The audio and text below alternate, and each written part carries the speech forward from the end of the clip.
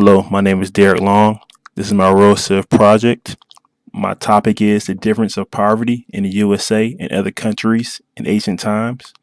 My question is, why is poverty still going on a lot in other countries, but not as much in the USA?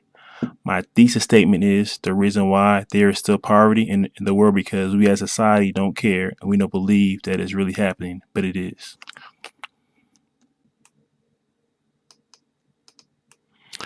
Here are some facts of why poverty is still going on.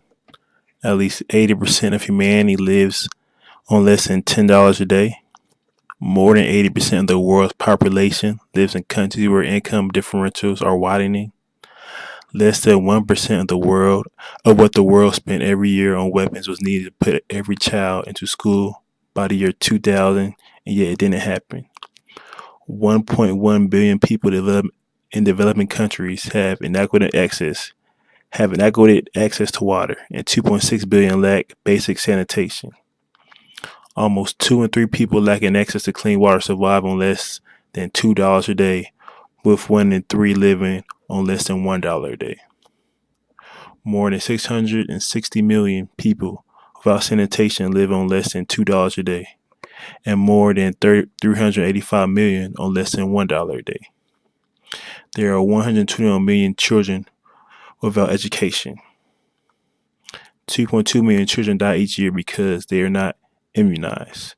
15 million children orphan due to HIV/AIDS. The poorer the country, the more likely it is that debt repayments are being extracted directly from people who. This is why poverty will never end, because the problem persists because of unfair debt, trade, and tax policies. In other words, wealthy countries taking advantage of poor developing countries. Secondly, we are not called to end poverty. We are called to fight injustice. We are called to be a voice for the voiceless. Look after the orphan and the widow. Here's a scripture for us that I looked up. The poor you always have with you. Mark 14:7, which means we'll always have poverty, so it's fruitless to try to fight it. There will always be poor people in the world. Therefore, I command you to be open-handed toward your brothers and toward the poor and needy in your land. There was another scripture verse, Deuteronomy 15:11.